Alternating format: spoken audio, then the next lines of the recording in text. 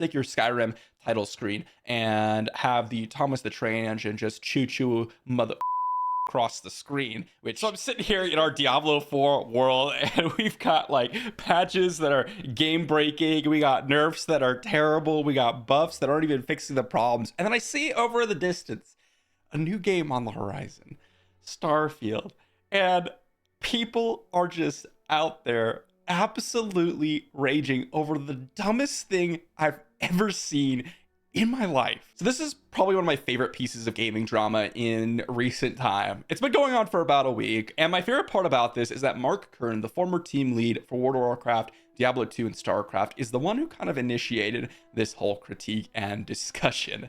The irony of it, granted, Blizzard is a far cry away from the OG GOATs that Diablo 2, StarCraft, and World of Warcraft are, and Mark Kern is no longer the team lead of these games, but the irony of Diablo 2 sequel, Diablo 4, fitting in perfectly with the critique that Mark Kern is representing here, and yet having such, I would say, a very in-depth title screen is absolutely hilarious to me, because that's where the main critique is coming from. The start screen, the menu screen, that is what we're talking about today. And it starts here. The physiognomy of start screens. The start screen of a game can reveal a lot about how rushed the team was and how much pride they took in their work.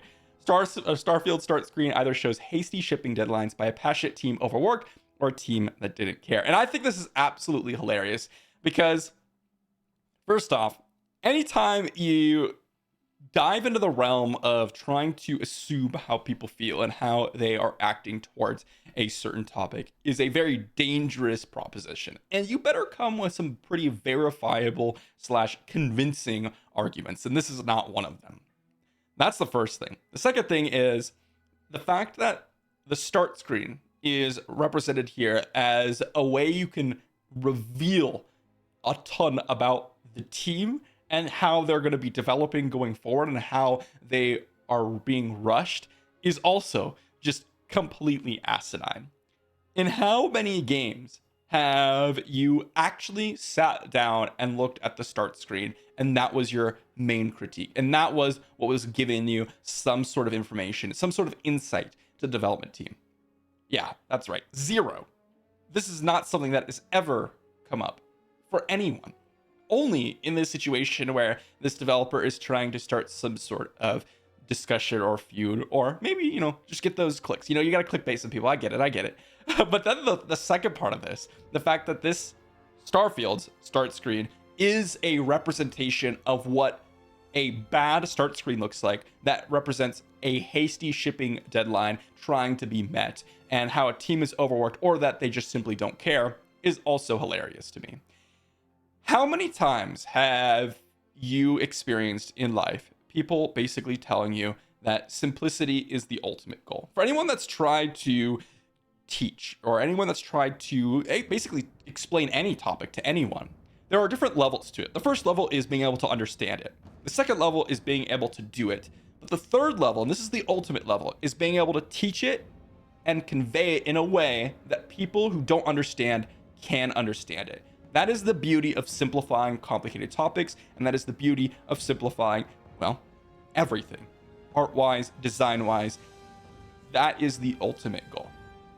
As shown by Leonardo da Vinci, simplicity is the ultimate form of sophistication. That is the ultimate goal. And Starfield has accomplished that. So this opinion here is completely based around the fact that Starfield is somehow hastily rushed because of their plain / simple start screen. It is absolutely hilarious to me. And what's even more funny about this is that I can't really tell if people are being sarcastic here because of the original criticism. As this quote from Jassim has mentioned here, hey, DC Deacon, by the way, that is the Twitter handle for Pete Hines, the head of publishing over at Bethesda. He says, next time you and the lovely folks over at BGS, instead of rushing to make a game with many systems, factions, choices, and ways to play, I would urge you to only focus on the title screen so you guys won't appear to be hasty or simply didn't care. Now, here's what I'll say about this. I actually can't tell if this is sarcasm or not, but I would hope that it is. Because, of course, developing the actual game takes a secondary priority towards the title screen, right? But of course, there's Nexus mods where you can take your Skyrim title screen and have the Thomas the Train Engine just choo mother across the screen, which is definitely a top tier meme and something that I would definitely like in all of my games going forward. But this definitely is something that I never would have expected, and that is that Pete Hines himself seems to have responded and absolutely laid down the gauntlet.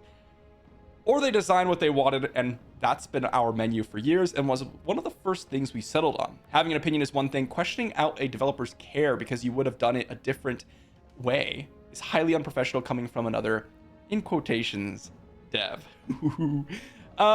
This is one of the best comebacks I've seen. Not because it's like supposed to absolutely trash you or anything, but just because it was so real and so direct from one of the higher ups from Bethesda, which I would have never expected. And this is something that I do very, very often in a lot of my comment sections, which is that trying to accuse someone of being a shill or being this or doing that, right, is so out of third base that you don't really have any reason to suspect that or any actual verifiable understanding that that is actually the case.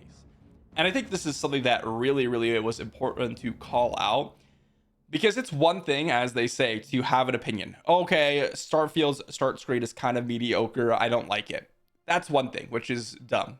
But it's another thing to try to break down the development team into some sort of categorization based on your opinion, right? Those are two very, very separate things. And the latter is unacceptable. And I'm so happy to see Pete here just absolutely demolish it. It has been such an enjoyable time because I would have loved to do that as well. But this is just so stupid. It is the dumbest criticism I've ever seen. But I'm probably just going to go load up some Skyrim or maybe some Elden Ring, maybe even some Fallout, and just fume at the start screen a little while. Thanks for watching. See you all for the next one.